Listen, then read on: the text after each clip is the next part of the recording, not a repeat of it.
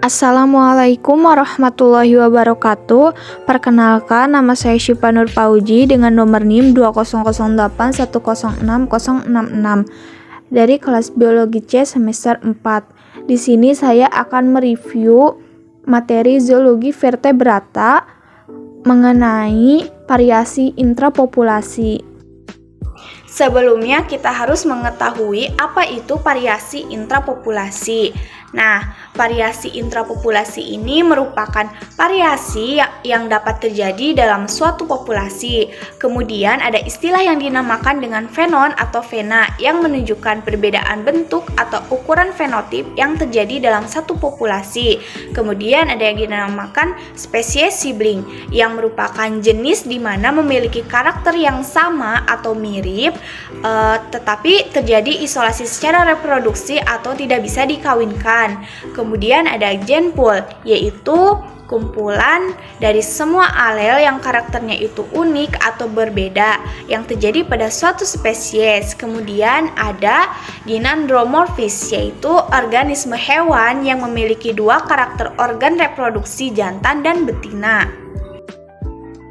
Kemudian, jika kita menyeleksi suatu spesies dari satu lokasi, ada 4 kemungkinan yang muncul. Yang pertama yaitu spesies dengan morfologi yang sama, dan yang kedua yaitu spesies yang sama tetapi morfologi atau perpenanya berbeda dan tidak terjadi isolasi reproduksi atau bisa dikawinkan. Kemudian yang ketiga yaitu ada spesies sibling di mana morfologinya sama atau mirip tetapi terjadi isolasi secara reproduksi atau tidak bisa dikawinkan.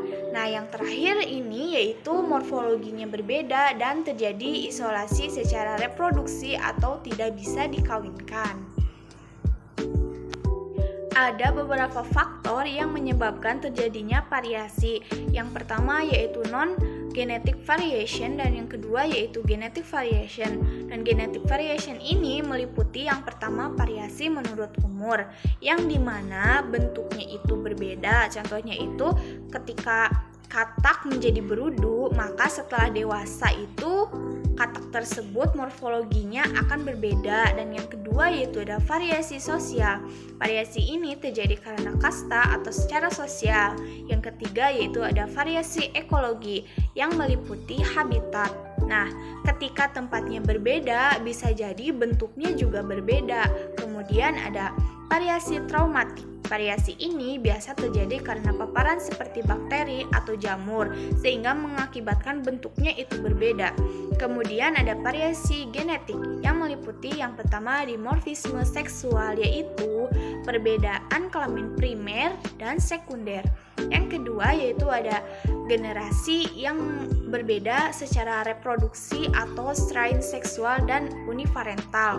Dan yang ketiga ada variasi genetik ordinary yang meliputi variasi diskontinu atau polimorfisme. Yang kedua ada variasi genetik. Variasi genetik ini bisa terjadi karena mutasi atau perubahan secara acak dari letak DNA-nya. Pada bebek ternak atau Anas platyrhynchus domesticus ini mengalami dimorfisme seksual karena adanya perbedaan warna yang mencolok dari biasanya. Sebenarnya bebek ini merupakan dari keluarga yang sama tetapi dari morfologinya itu berbeda.